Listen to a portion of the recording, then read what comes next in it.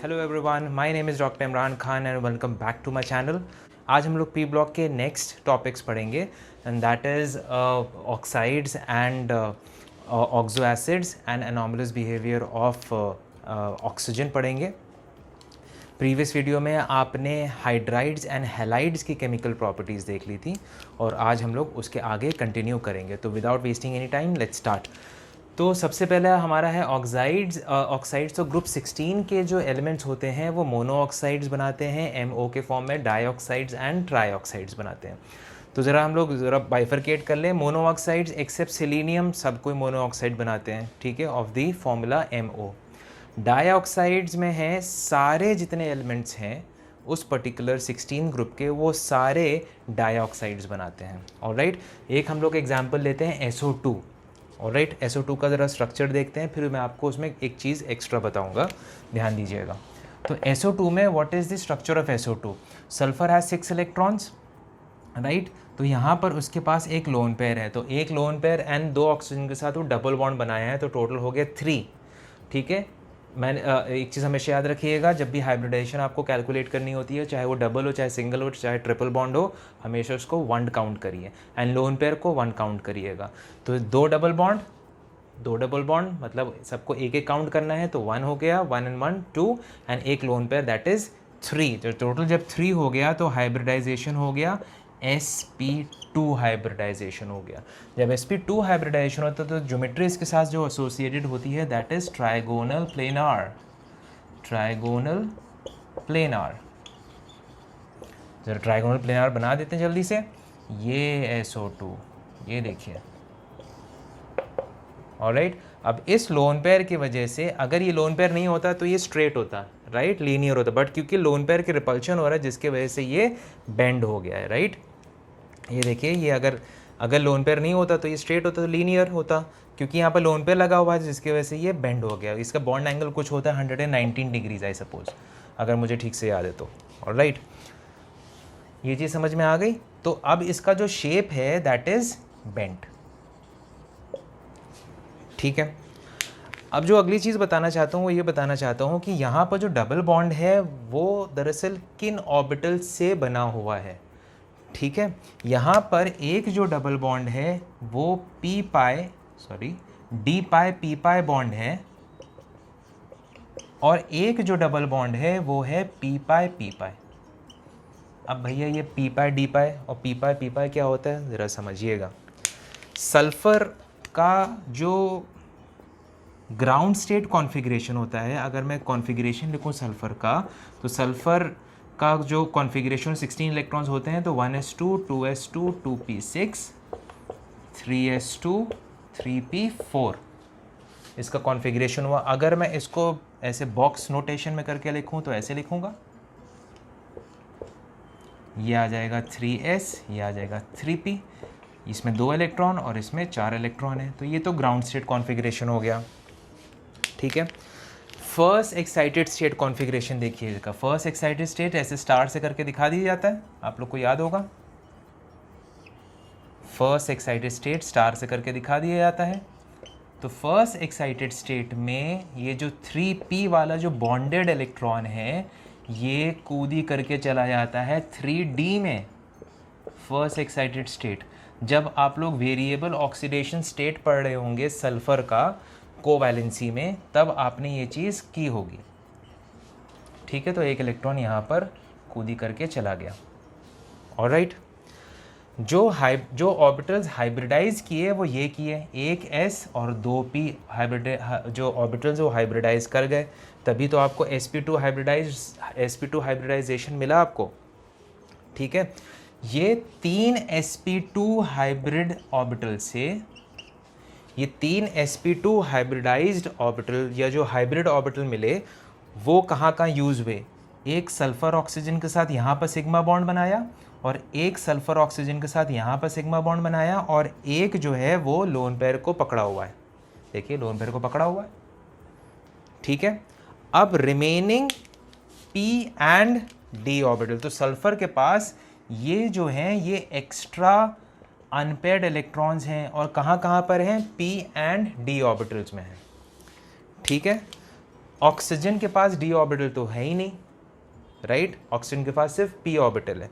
तो देखिएगा ये ऑक्सीजन का पी ऑर्बिटल और ये ऑक्सीजन का, ये सल्फर का पी ऑर्बिटल, दोनों साइड वाइज ओवरलैपिंग करेंगे तो बने, ये नीचे वाले का सॉरी, ये ऑक्सीजन का पी ऑर्बिटल एंड ये सल्फर का पी ऑर्बिटल, दोनों जब साइड वाइज ओवरलैपिंग करेंगे तो बनेगा P pi bond. Sigma bond तो पहले बन चुका है, यहाँ पर आप देख चुके हैं, मैंने जैसे अभी बताया, फिर से बता रहा हूँ, ये ऑक्सीजन का पी ऑर्बिटल एंड इस सल्फर का पी ऑर्बिटल, ठीक है, ये वाला पी ऑर्बिटल जब साइड वाइज ओवरलैपिंग करेंगे तो बनेगा पी पाई बॉन्ड। हो गया, यहाँ का डबल बॉन्ड हो गया।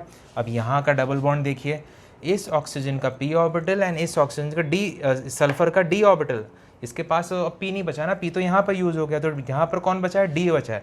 तो इस ऑक्सीजन का पी ऑर्बिटल एंड इस सल्फर का डी ऑर्बिटल जब ये साइड वाइज ओवरलैपिंग करेंगे तो बनेगा डी पाई पी पाई बॉन्ड। समझ में आया कैसे बॉन्ड बन रहे हैं? तो एक होता है पी पाई बॉन्ड और दूसरा होता है डी पाई। ये भी आपने देख लिया कि कैसे बनते हैं p pi and d pi bonds. Alright, समझ में आ गया? Quickly take a screenshot. फिर इसी में आगे बढ़ते हैं। Selenium dioxide and tellurium dioxides are solids and have polymeric chain like structure. ये दरअसल सेलेनियम डाइऑक्साइड का पॉलीमेरिक चेन स्ट्रक्चर है। यहाँ पर सेलेनियम ऑक्साइड का जो बॉन्ड लेंथ है that is 178 picometer. Selenium oxide के बीच में जो बॉन्ड लेंथ है that is 173 picometer. Selenium and double bond वाला जो ऑक्सीजन, उसके बीच में बॉन्ड एंगल इज़ 98। एंड ये जो ऑक्सीजन के बीच में बॉन्ड एंगल है ये वाला that is 90 degrees and this bond angle is 125 degrees. अगली चीज़ ये कि dioxides are acidic in nature and acidic character decreases down the group. क्यों? क्योंकि मेटालिक कैरेक्टर इंक्रीज होता चला जाता है, राइट। इलेक्ट्रॉन लूज़ करने की टेंडेंसी बढ़ती जाती है, ऑलराइट। और इलेक्ट्रॉन लूज़ करने की टेंडेंसी को बेसिक कैरेक्टर से भी रिप्रेजेंट कर सकते हैं। तो ऊपर से नीचे आते हैं तो एसिडिक कैरेक्टर डिक्रीजेस, ठीक है। सो नेक्स्ट जो हमारा ऑक्साइड है that is trioxide. All elements of the 16 group form trioxides of the formula MO3। ये हमेशा याद रखिएगा। जैसे हम लोग का एक एग्जाम्पल लेते हैं SO3 हमारा एग्जाम्पल है। अब जैसे आपने SO2 का एक्सप्लेन किया था, एक्सप्लेनेशन देखा था, वैसे ही हम SO3 का भी एक्सप्लेनेशन देखेंगे कि कौन से बॉन्ड्स यहाँ पर एग्जिस्ट करते हैं। तो सबसे पहले हम इसका हाइब्रिडाइजेशन देखते हैं। क्योंकि सल्फ़र के पास 6 इलेक्ट्रॉन्स होते हैं, 6 इलेक्ट्रॉन्स ऑक्सीजन के साथ बॉन्ड बनाने में इन्वॉल्व हो चुके हैं, तो टोटल आया 3। जब टोटल मतलब 3 डबल बॉन्ड आए तो इनको हम 3 काउंट करेंगे। जब टोटल 3 आता है तो हाइब्रिडाइजेशन हो जाता है sp2। जब हाइब्रिडाइजेशन हो जाता है sp2 तो जो geometry associated with sp2 hybridization is trigonal planar, alright, trigonal planar geometry. अब जल्दी से हम ट्राइगोनल प्लेनार यहाँ पर बना देते हैं स्ट्रक्चर। तो ये आ गया ट्राइगोनल प्लेनार, ठीक है। अब एक चीज़ याद रखिएगा इसमें कि एक SO जो बॉन्ड आप देख रहे हैं डबल बॉन्ड, एक उनमें से पी पाई बॉन्ड होता है एंड बाकी जो 2 डबल बॉन्ड आप यहाँ पर देख सकते हैं वो है पी पाई डी पाई बॉन्ड, ठीक है। अब ये पी पाई और ये पी पाई डी पाई है। इसका एक्सप्लेनेशन जैसे आपने SO2 में देखा था वैसे ही एक्सप्लेनेशन बिल्कुल आप यहाँ पर भी देखेंगे। यहाँ पर लाइन ड्रॉ कर देते हैं। सल्फ़र का जो ग्राउंड स्टेट कॉन्फ़िगरेशन आपने देखा था बॉक्स फॉर्म में, वो ऐसे देखा था, ऑलराइट। P में 4 इलेक्ट्रॉन थे अगर आपको याद हो, तो ये 3s और ये 3p। तो 3s में 2 इलेक्ट्रॉन्स थे और 3p में ये 4 इलेक्ट्रॉन्स। ऐसे बॉक्स नोटेशन बनाते हैं। अब सल्फ़र का फर्स्ट एक्साइटेड स्टेट जैसे आपने SO2 में देखा था कैसे बनेगा, एक इलेक्ट्रॉन जो 3p से है वो कूदी करके चला जाएगा 3d में, ऑलराइट। थोड़ी जगह बन जाएगी, 1 2 3 4। तो ये आ गया 3s, अलग कलर से लिख देते हैं इसको। ये आ गया 3s, ये आ गया 3p और ये आ गया 3d। क्योंकि हम लोग थर्ड एनर्जी लेवल में एंटर कर चुके हैं तो d सबशेल वहाँ पर आ जाता है, ऑलराइट। तो 3s के दोनों इलेक्ट्रॉन्स और p का जो ये एक इलेक्ट्रॉन है, जो चौथा इलेक्ट्रॉन है, ये कूदी करके आ जाएगा यहाँ पर। तो अब आप देख सकते हैं जैसे आपने SO2 में देखा था कि p ये फर्स्ट एक्साइटेड स्टेट में यहाँ पर 4 अनपेयर्ड इलेक्ट्रॉन।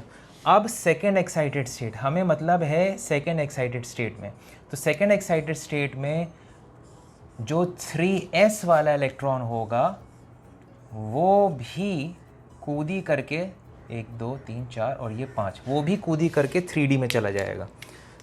ठीक है, जब 3D में वो भी कूदी करके चला जाएगा तो ये सिचुएशन आपको मिलेगी।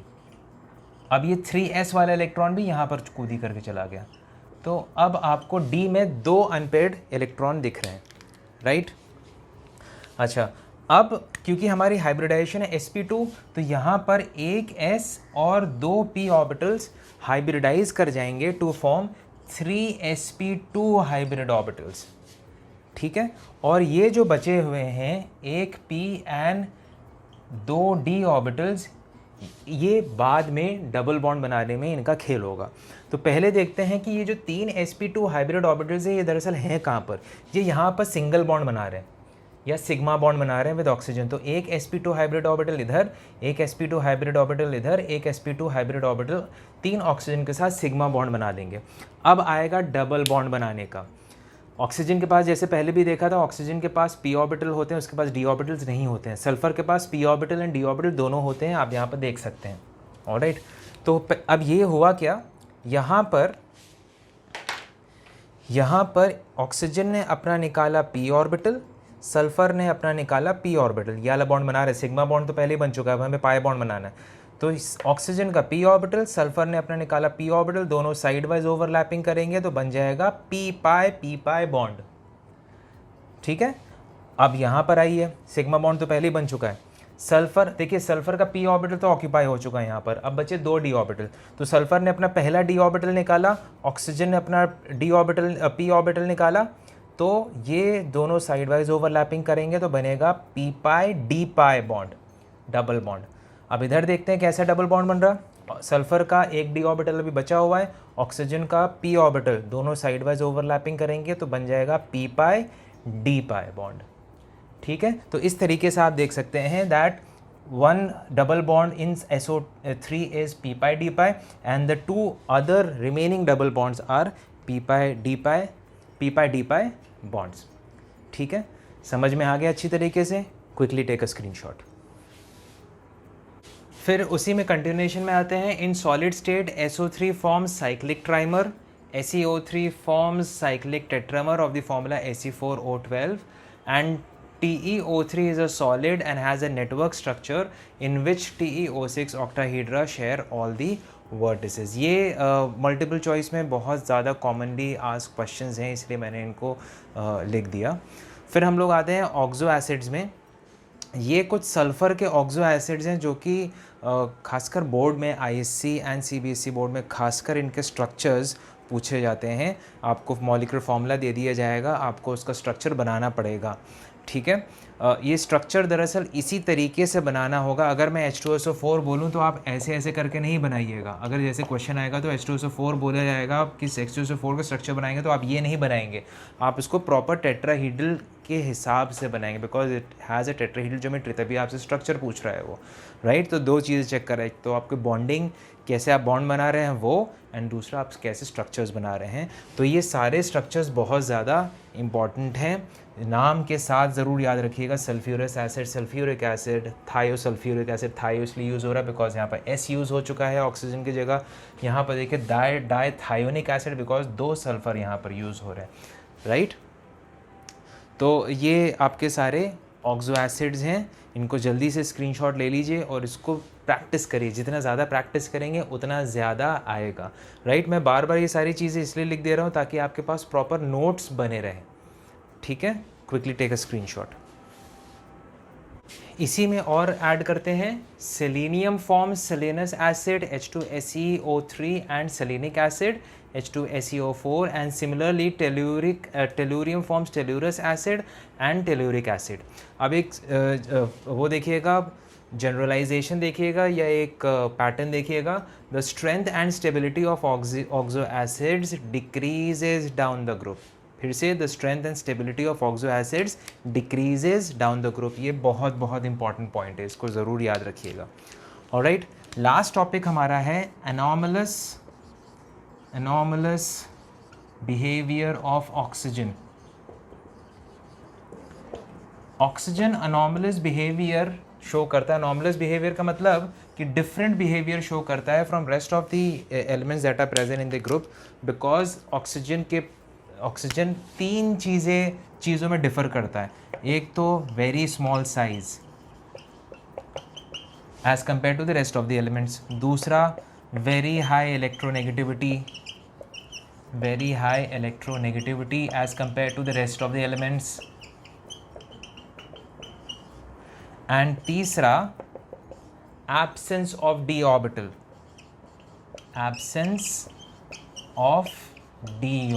बाकी सबके पास डी ऑर्बिटल है, ऑक्सीजन के पास डी ऑर्बिटल नहीं है, जिसके वजह से ये अनॉमलस बिहेवियर शो करता है.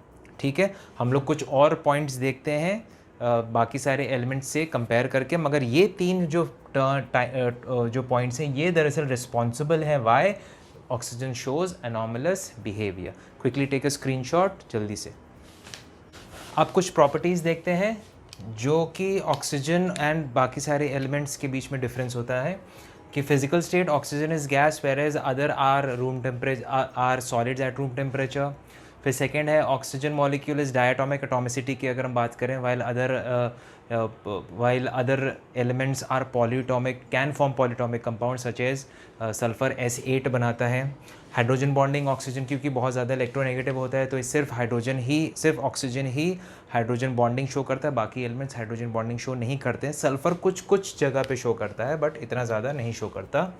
Oxidation state oxygen shows -2 oxidation state, whereas other elements -2 के अलावा भी +2, +4, +6 भी शो करते हैं. ये हम लोग प्रीवियस वीडियो में देख चुके हैं.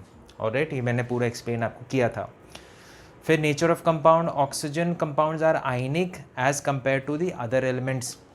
आपने फजान्स रूल पढ़ा होगा. फजान्स रूल में आपने पढ़ा होगा कि अगर एनायन का साइज़ बड़ा है तो जो मेटल है इसके इलेक्ट्रॉन्स को अपने तरफ बहुत ज़्यादा घसीट लेता है. जब बहुत ज़्यादा घसीट लेगा इलेक्ट्रॉन्स को तो ये लगभग शेयरिंग होने लगती है. जब लगभग शेयरिंग होने लगती है तो आयनिक कैरेक्टर बहुत कम हो जाता है. ऑक्सीजन के केस में ये जो अनायन है इसका साइज़ बहुत छोटा होता है. जब साइज़ बहुत छोटा होता है तो इलेक्ट्रॉन्स को अपने तरफ मेटल नहीं घसीट पाता है, जिसकी वजह से आयनिक बॉन्ड ही बना रहता है, कोवैलेंट कैरेक्टर उसमें डेवलप नहीं हो पाता है. This is Fajans rule. Okay. फिर formation of multiple bond oxygen multiple bond बना सकता है whereas other elements multiple bond नहीं बना सकते हैं. क्यों नहीं बना सकते हैं? बिकॉज ऑक्सीजन का साइज़ छोटा होता है, इसलिए ऑक्सीजन के ऑर्बिटल साइड वाइज ओवरलैपिंग कर सकते हैं. दूसरे जो एटम्स होते हैं, दूसरे एलिमेंट्स होते हैं वो बड़े बड़े होते हैं, मोटे मोटे होते हैं, राइट. तो उनके ऑर्बिटल साइड वाइज ओवरलैपिंग नहीं करवा सकते हैं, जिसके वजह से सिर्फ ऑक्सीजन ही मल्टीपल बॉन्ड बना सकता है, दूसरे एलिमेंट्स मल्टीपल बॉन्ड नहीं बना सकते हैं. ऑलराइट, आई होप आपको ये समझ में आ गया होगा. Quickly take a screenshot. So this was it in the chemical properties of group 16 elements. I hope आपको केमिकल प्रॉपर्टी समझ में आ गई होंगे जो आज हम लोगों ने कवर की थी. कोई भी अगर आपको डाउट है you can very freely very frankly mention it in the comment section, तो मैं उसको सॉल्व करने की कोशिश करूँगा. और आप लोग जितनी ज़्यादा स्ट्रक्चर्स की प्रैक्टिस करेंगे उतना ज़्यादा आपको आएगा.